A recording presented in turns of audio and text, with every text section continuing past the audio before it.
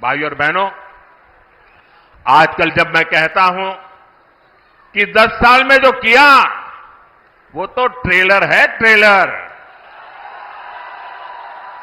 हमें तो बहुत सारा काम करना है। और जब मैं इतनी सारी बातें बताता हूं ना, जब देश का प्रधानमंत्री श्री नरेंद्र मोदी एक भाषण में ये बोल रहे हैं कि मेरा 10 साल का कार्यकाल तो सिर्फ और सिर्फ ट्रेलर है, तो उनकी मंशा और देश के प्रति जो विजन है उसको आप कल्पना कर सकते हैं। देश का प्रधानमंत्री 10 साल की जो कार्यकाल है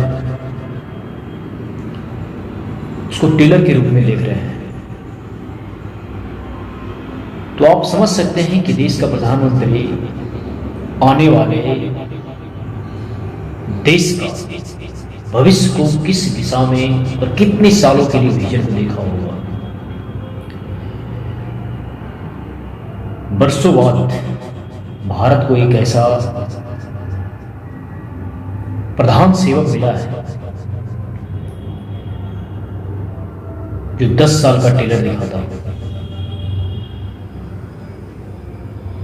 भारत को किस दिशा में लेकर जाना है वो सिर्फ और सिर्फ प्रधानमंत्री मोदी ही समझ सकते हैं, और किस दिशा को कहां ले जाकर भारत को स्थापित करना चाहते हैं वो सिर्फ और सिर्फ हमारे देश के प्रधानमंत्री के पास है।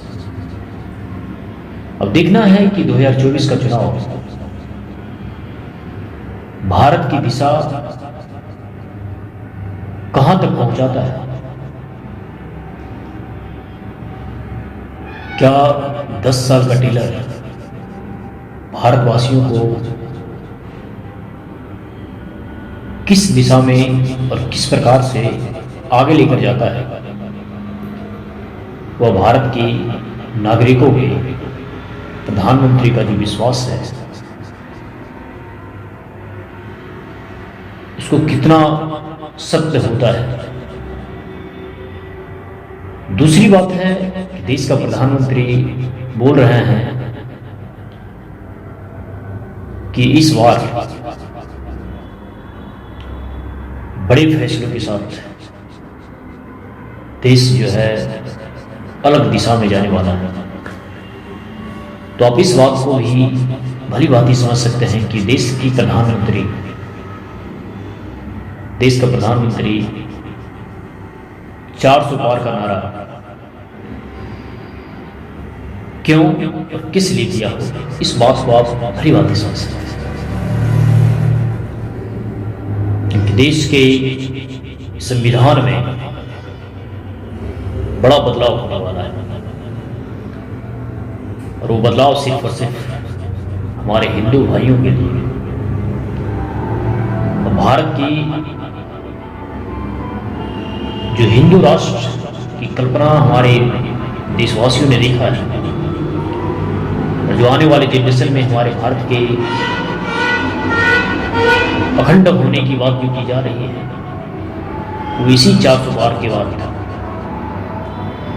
देश की अखंडता की जो छत्र छाया में पल रहे लोग हैं उसे पुनः वापस धरातल पे लाया जा सकता है। एक चीज और है कि 400 पार की जो नारा हमारे देश के प्रधानमंत्री इस समय दिए हैं, क्यों जरूरत पड़ा।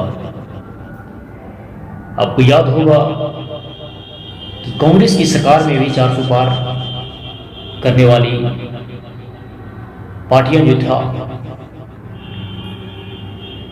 उन्होंने जब 400 पार का नारा दिया और 400 पार किया था, उस समय भी देश के संविधान में एक तरफा बदलाव किया गया, जिससे सिर्फ और सिर्फ अल्पसंख्यकों की बात संविधान में कुछ बहुत अच्छे तरीके से जोड़ा गया। अब समय आ गया कि देश के पास एक हिंदू राष्ट्र और हिंदू बेटा देश की सत्ता पे विराजमान है, तो उनका दायित्व बनता है कि भारत को पुनः एक सुरक्षित राष्ट्र के रूप में आने वाले फ्यूचर के लिए भारत के प्रत्येक नागरिकों को प्रदान किया जाए। या देश का प्रधानमंत्री एक भारत को आने वाले 100 साल तक जिंदा रखे और हमारे भारत की जो सांस्कृतिक सभ्यता है वो भी जीवित रहे। इसके लिए भी 400 पार का नारा, और 400 पार करना एक हिंदुओं के लिए बहुत बड़ी आवश्यकता है। यदि हिंदू इस बात को नहीं समझ पा रहा है कि मोदी ने 400 पार का नारा क्यों दिया है, तो समझ लीजिए वो बहुत बड़ा डायलेमा है। भारत की जो अपनी पहचान है उसको मिटाने के लिए कांग्रेसियों ने और उसके चमचे जो आज भी उसके पीछे काम कर रहा है, वो आज भी उसी पीछे लगा हुआ है कि कुछ उससे हमें मिल जाए, और उसके पीछे काम कर रहे हैं आज भी। तो कांग्रेस ने देश को किस प्रकार नोच नोच कर खाया है, ये भली भांति हमारे जनरेशन वाले लोग और आने वाली पीढ़ियां जो है वो भली भांति जान चुका है। अब समस्या है कि मैं अपने देश के सर्वशक्तिमान जो हमारे राजा हैं उनकी वाणी को सत्य करेंगे, और देश उस दिशा में चल चुका है, इसको कोई रोक नहीं सकता। देश जब अखंड हिंदू राष्ट्र की बात करता है तो आप देख रहे होंगे कि बहुत सारे चर्चे लोग इसको रोकना चाह रहे हैं, लेकिन वो आज तक सफल नहीं हो पाया है और ना ही कभी होगा, क्योंकि भारत का प्रत्येक हिंदू इस समय जाग चुका है। जिस देश का हिंदू जाग चुका हो उस राष्ट्र को अखंड हिंदू राष्ट्र होने से कौन रोक सकता है? कोई माई का लाल नहीं जो भारत को अखंड हिंदू राष्ट्र होने से रोके, क्योंकि जिस देश का प्रधान सेवक का दिल और दिमाग दोनों अखंड भारत के लिए काम कर रहा हो, तो हमारे जैसे लोग देश का प्रधानमंत्री को कैसे पीछे छोड़ सकते हैं? ये हमारा दायित्व नहीं है, इस पूरे देश का हिंदुओं का दायित्व है कि वह कुछ करे। करना बस यही है कि आप सिर्फ और सिर्फ बीजेपी को वोट करें और भारत को अखंड हिंदू राष्ट्र बनाने के लिए प्रेरित करें। बहुत बहुत धन्यवाद।